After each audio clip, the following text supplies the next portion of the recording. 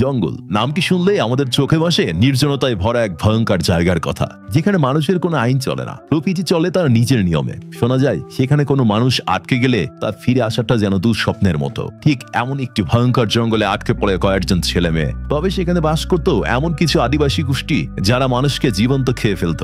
সেখানকার নদীতে পানির বদলে প্রবাহিত হতো মানুষের রক্ত। এখন প্রশ্ন আসতেই পারে, আদিবাসীগুলো কি করেছিল তাদের সাথে? তারা কি পেরেছিল জঙ্গলের ফাঁদ আর ভয়ঙ্কর আদিবাসীদের সাথে লড়াই করে বেঁচে ফিরতে?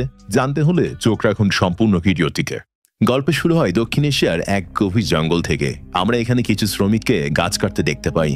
তাদের উদ্দেশ্য ছিল এই জঙ্গল কেটে এখানে একটি বিলাসবহুল হোটেল তৈরি করা। তারা ভাবছিল হোটেল চালু হলে প্রচুর পর্যটক আসবে এবং অল্প সময়ের মধ্যেই তারা প্রচুর টাকা উপার্জন করতে পারবে। তবে প্রকৃতির সাথে চ্যালেঞ্জ করলে তার ফল যে কতটা ভয়াবহ হতে পারে তা একটু সামনে গেলেই বুঝতে পারবেন। গাছ কাটার সময় হঠাৎ শ্রমিকরা জঙ্গলের ভিতরে চিৎকারের আওয়াজ শুনতে পায়। মেশিন বন্ধ করে দুজন শ্রমিক আওয়াজের উৎস খুঁজতে জঙ্গলের ভিতরে প্রবেশ করে। ভিতরে গেলে সেখানে তাদের সামনে হাজির হয় এক ভয়াবহ আদিবাসী লোক, যার শরীরে কোনো কাপড় চুপড় ছিল না। আদিবাসী লোকটি তখন দুজন শ্রমিকের উপর হঠাৎ করে আক্রমণ শুরু করে দেয়। শ্রমিকরা যখন জীবন বাঁচানোর জন্য পালানোর চেষ্টা করে, কিন্তু সেটা সম্ভব হয় না। ওই আদিবাসী লোকটি সেখানেই তাদের খুব নির্মমভাবে হত্যা করে এবং এরপর শরীরের মাংস একে একে ছিঁড়ে খেতে শুরু করে দেয়। একবার কল্পনা করতে পারছেন মানুষ হয়ে মানুষকে ছিঁড়ে খাচ্ছে? তারা কতটা ভয়ানক হতে পারে। এরপর সিন পরিবর্তন হলে আমরা চারজন বন্ধুকে দেখতে পাই, নিক, ক্লোরা, হ্যান্ডি ও স্যামি। এখানে নিকের গার্লফ্রেন্ড ছিল ক্লোরা আর হ্যান্ডির গার্লফ্রেন্ড ছিল স্যামি। তারা একসঙ্গে জঙ্গলে ঘুরতে যাওয়ার পরিকল্পনা করছিল। বিশেষ করে নিকের অনেক দিনের স্বপ্ন তারা সবাই মিলে জঙ্গলের নির্জন পরিবেশে সুন্দর কিছু মুহূর্ত কাটাবে। নিক আর্থিকভাবে খুবই ধনী ছিল, তাই সে প্রায় হেনরিকে ছোট করে কথা বলতো। যদিও হেনরি এটা বুঝতো, কিন্তু মুখ ফুটে কিছুই বলতো না। পরদিন সকালে তারা একজন গাইডারকে সাথে নিয়ে জঙ্গলের কাছাকাছি পৌঁছে যায়। গাইডার তখন জানাই এই জঙ্গলে প্রবেশের সব থেকে সহজ মতো হলো পানিপথ, তাই তারা সিদ্ধান্ত নেয় নৌকায় করে যাবে। এরপর সবাই প্রস্তুতি নিয়ে নদীপথে যাত্রা শুরু করে। এভাবে চলতে চলতে চারপাশের অসাধারণ প্রাকৃতিক সৌন্দর্য দেখে তারা মুগ্ধ হয়ে যায়। এমন দৃশ্য তারা আগে কখনো দেখেনি। স্বামী গাইডারকে জিজ্ঞাসা করে, আচ্ছা কতদিন ধরে এই কাজ করছো? গাইডার তখন জানাই, আমি 4 বছর ধরে করছি। আমার বাবাও এই কাজ করতেন। তবে একদিন কিছু মানুষকে নিয়ে জঙ্গলে ঘুরতে এসে জঙ্গলে হারিয়ে যায়। তাকে অনেক খোঁজার পরও পাওয়া যায়নি। সবাই বলে এখানে বাস করা আদিবাসী মানুষরা তাকে হত্যা করে জীবন্ত খেয়ে ফেলেছে। তবে আমি এটা বিশ্বাস করি না, কারণ আমি আজ পর্যন্ত তাদেরকে দেখি নাই। এর পরের সিন, আমরা জঙ্গলে অন্যদিকে দুইজন বাইকারকে দেখতে পাই। তারা বাইক চালিয়ে লাইভ স্ট্রিম করছিল। হঠাৎ করে তাদের সামনে নো এন্ট্রি সাইনবোর্ড আসে, মানে কোনো এক অজানা কারণে ভিতরে প্রবেশ সম্পূর্ণ নিষেধ। তবে লাইভে থাকা দর্শকরা বলাতে দুজন জঙ্গলের ভিতরে প্রবেশ করে। কিছুটা পথ সামনে এগিয়ে গেলে হঠাৎ একটি ধারালো দড়ির ফাঁদে পড়ে ছেলেটির মাথা মাটিতে পড়ে যায়। আমরা যা দেখি তা রীতিমতো শরীর ঠান্ডা হয়ে যাওয়ার মতো অবস্থা। ধারালো ফাঁদে পড়ে ছেলেটির শরীর থেকে মাথা সম্পূর্ণ আলাদা হয়ে গেছে। মেয়েটি এসব দেখে পুরোপুরি হতবাক হয়ে যায়। সে তখন ভয়ে পাগলের মতো পালাতে শুরু করে। এভাবে দৌড়াতে দৌড়াতে সে একটি গুহা দেখতে পায়। বিপদ থেকে বাঁচার জন্য গুহার ভিতরে ঢুকে যায়, কিন্তু দুর্ভাগ্যের বিষয় হলো সেখানে অপেক্ষা করছিল আরো বড় বিপদ। ভয় আর আতঙ্কে কাঁপতে কাঁপতে ম্যাক্সি তার ফোনে একটি ভিডিও রেকর্ড করে। সেখানে তার মাকে উদ্দেশ্য করে সে একটি বার্তা রাখে, যদি কেউ এই ফোন খুঁজে পাও দয়া করে এই মেসেজটা আমার মাকে পৌঁছে দিও। এই সময় গুহার অন্ধকারে একটি ছায়ামূর্তি ধীরে ধীরে তার দিকে এগিয়ে আসে।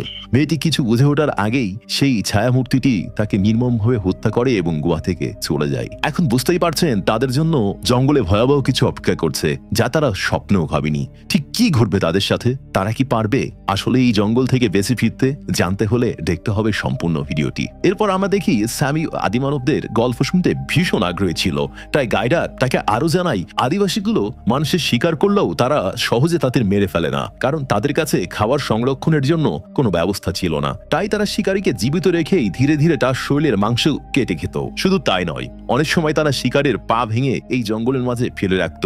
ঠিক এরকমই এক ঘটনার কথা গল্পের শুরুতেই দেখানো হয়েছিল। সেখানে কয়েকজন শ্রমিক গাছ কাটতে এসেছিল জঙ্গলে। হঠাৎ আদিবাসীদের হাতে পড়ে যায়। কোন রকমে একজন পালিয়ে নদী পেরিয়ে মেন রোডে পৌঁছায়। মানুষ তাকে আহত অবস্থায় উদ্ধার করে, কিন্তু যখন লোকটি তার ভয়ঙ্কর অভিজ্ঞতার কথা সবাইকে বলে, শুধু গাইডার ছাড়া তখন কেউই সেটা বিশ্বাস করেনি।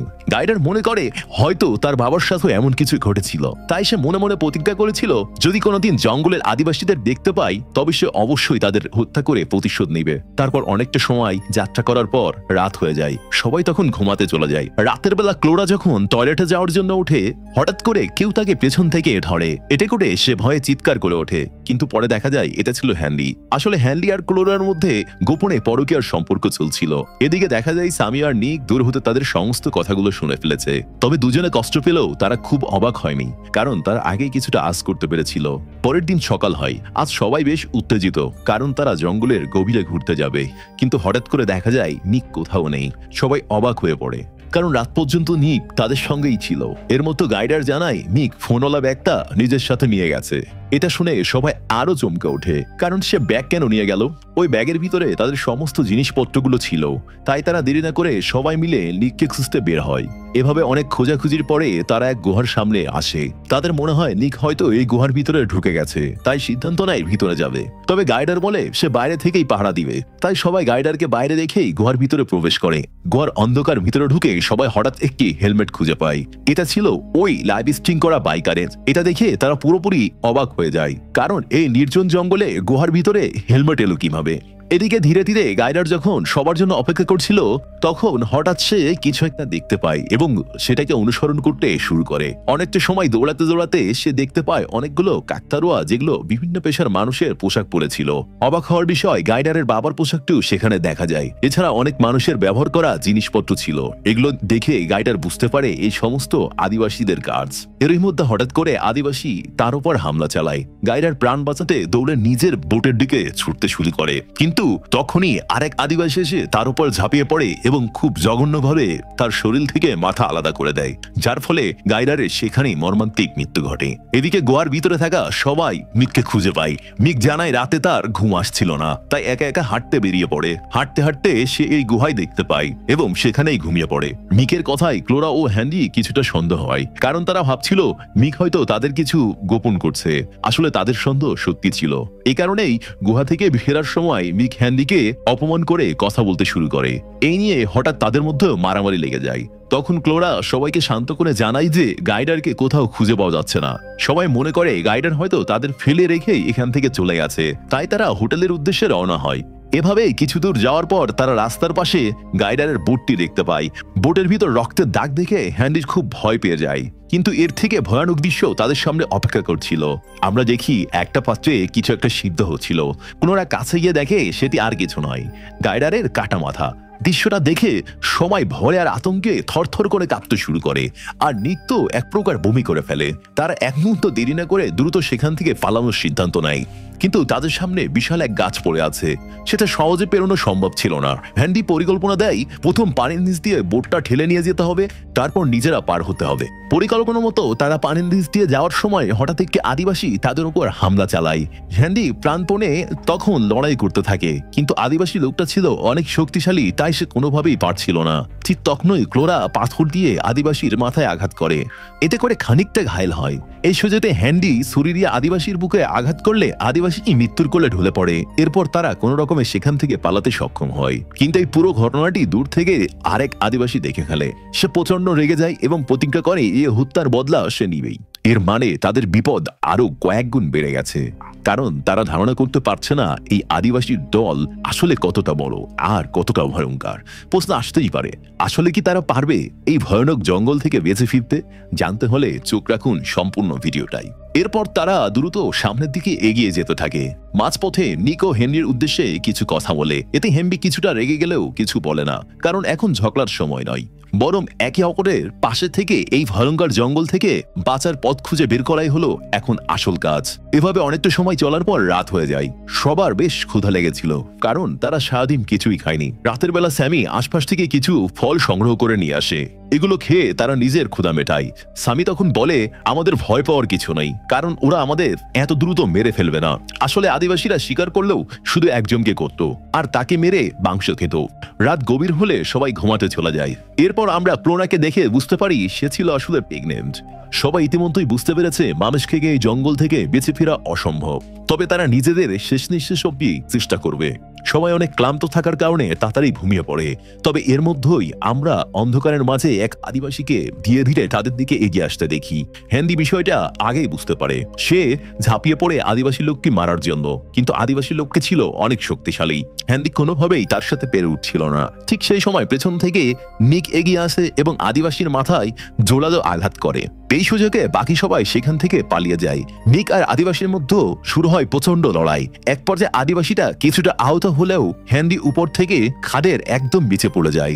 এরপর যখন সে আবারও উঠে দাঁড়ায়, আমরা দেখি অনেকগুলো আদিবাসী মিলে ইতিমধ্যে নিককে বন্দি করে ঝুলিয়ে রেখেছে। এরপর জীবন্ত অবস্থায় নিককে খেতে শুরু করে। সে তখন বুঝতে পারে এখানে থাকা তার জন্য বিপজ্জনক। হ্যান্ডি তখন আহত অবস্থায় কোনোভাবে সেদিনকার রাতটা পার করে। এর পরদিন সকালে সে ক্লোরা আর স্যামির কাছে পৌঁছায়। তখন হ্যান্ডিকে আহত অবস্থায় দেখে সবাই খুব ভয় পেয়ে যায়। এখানে তারা মিকের কথা জিজ্ঞাসা করলে হ্যান্ডি মিথ্যা বলে। সে জানায় সব ঠিক আছে, মিক জঙ্গল থেকে বেরিয়ে রাস্তায় পৌঁছে যাচ্ছে এবং যে কোনো সময় আমাদের জন্য সাহায্য নিয়ে আসতে পারে। তাই আমাদের এখন যত দ্রুত সম্ভব আদিবাসীদের হাত থেকে বেঁচে সামনের দিকে এগিয়ে যেতে হবে। এরপর তারা পরিকল্পনা মতো সামনের দিকে এগিয়ে যাচ্ছিল। চারিদিকে মৃত্যু যে কোনো সময় যে কোনো কিছু ঘটতে পারে তাদের সাথে। ভয় আর মৃত্যুর সাথে লড়াই করে এগিয়ে চলছে তারা। বেশ কিছুটা পথ যাবার পরই হঠাৎ আদিবাসীরা আবারও তাদের পিছু নিতে শুরু করে। আদিবাসীরা জঙ্গলের প্রতিটা কোণ খুব ভালোভাবে চিনত। তারা খুব সহজেই হ্যান্ডিদের খুঁজে পায়। সবাই তখন জীবন বাঁচানোর জন্য পালাতে শুরু করে। দৌড়ানোর সময় ভুল করে ক্লোরা এক বিশাল গর্তে পড়ে যায় এবং বুকের ভিতর একটি গাছের ডাল ঢুকে যায়। এতে করে সে খুব বাজেভাবে আহত হয়েছিল। মূলত এটা ছিল আদিবাসীদের পাতা একটা ফাঁদ। ক্লোরা এই অবস্থা দেখে স্বামী নিচে যায় তাকে উদ্ধার করার জন্য। সবাই মিলে কোনো রকমে ক্লোরাকে উদ্ধার করে তুলে আনে, কিন্তু ক্লোরা ততক্ষণে প্রচন্ড ব্যথায় ছটফট করছিল, কারণ সে একে ছিল প্রেগনেন্ট, তার উপরে গাছের ডালটি এতে সে খুবই খারাপভাবে আঘাত পেয়েছে। তবু সবাই তাকে সাহস জোগাতে থাকে। যেভাবে হোক তারা বাঁচার জন্য সর্বোচ্চ চেষ্টা করবে। এরপর তারা জঙ্গলের সামনে এগিয়ে যায়। সেখানে আমরা একটা ঝর্ণা দেখতে পাই। সেখানে ভাগ্যক্রমে তারা একটা ছোট নৌকাও পেয়ে যায়। সেই নৌকায় চেপে তারা নদী থেকে সামনে এগুতে শুরু করে। এভাবে কিছু দূর যেতেই হ্যান্ডি জঙ্গলের মধ্যে কিছু একটা দেখতে পায়। সে নিজেকে একটা গাছের পেছনে লুকিয়ে ফেলে। তখন দেখা যায় এক আদিবাসী লুকিয়ে ছিল আক্রমণ করার জন্য। আসলে এই আদিবাসীগুলো জঙ্গলের প্রতিটা প্রান্তে ছড়িয়ে ছিটিয়ে ছিল। হ্যান্ডি তখন তার উপর ঝাঁপিয়ে পড়ে। তবে কি বিষয়টা বুঝতে পেরে উল্টো হ্যান্ডিকের গলায় দড়ি বেঁধে গাছে ঝুলিয়ে দেয়। এরপর সে আদিবাসী ক্লোরা ও স্যামির ওপর হামলা করে দেয়। কিন্তু হ্যান্ডি তখনও হার মানার লোক নয়। সে একটি ছুরির সাহায্যে রশি কেটে পানিতে ঝাঁপ দেয় এবং পেছন থেকে আদিবাসীর ওপর ঝাঁপিয়ে পড়ে। হ্যান্ডির মনে ভেসে ওঠে তার বন্ধু নিকের বিভৎস মৃত্যুর দৃশ্য। বুক ভরার আগে সে আদিবাসীর শরীর থেকে মাথা আলাদা করে ফেলে এবং তার চোখে মুখে ফুটে ওঠে বন্ধু হত্যার প্রতিশোধ। কিন্তু এই বীরত্ব বেশিক্ষণ ছিল না। যখন সে সামনে তাকায় তখন দেখা যায় আদিবাসীর সম্পূর্ণ কাবিলা তার সামনে দাঁড়িয়ে আছে। হ্যান্ডির গলা শুকিয়ে আসে। সে তাড়াতাড়ি ক্লোরা ও স্যামিকে বলে পেছনে না তাকিয়ে সামনের দিকে এগিয়ে যাও। সে নিজে একা সেই নরখাদকদের দলের দিকে এগিয়ে যায়, কারণ তার পরিকল্পনা ছিল সে তাদের সাথে লড়াই করবে। এই সুযোগে ক্লোরা ও স্যামি পালিয়ে যাবে। কিন্তু স্বাভাবিকভাবে সংখ্যায় আর শক্তিতে পিছিয়ে থাকায় কিছুক্ষণের মধ্যেই নরখাদকরা হ্যান্ডিকে নির্মমভাবে হত্যা করে। এখানে হ্যান্ডি তার নিজের জীবন বিসর্জন দিয়ে তার বন্ধুদেরকে বাঁচিয়ে দেয়। অন্যদিকে ক্লোরা ও স্যামি হ্যান্ডির এই আত্মত্যাগ বিধা যেতে দেয় না। এই সুযোগে তারা অনেকটা পথ এগিয়ে যায়। এক পর্যায়ে পাহাড়ের বেয়ে উপরে ওঠে এবং কোনোভাবে নিজের জীবন বাঁচিয়ে সেই ভয়ানক জঙ্গল থেকে বেরিয়ে আসে। এই মুভিটা শুধু একটা সার্থক সার্ভাইভাল স্টোরি না, এটা এক বন্ধুর প্রতিশ্রুতি রক্ষার গল্প।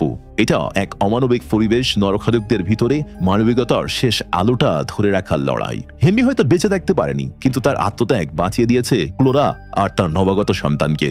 আর ঠিক এভাবেই শেষ হয় জঙ্গল।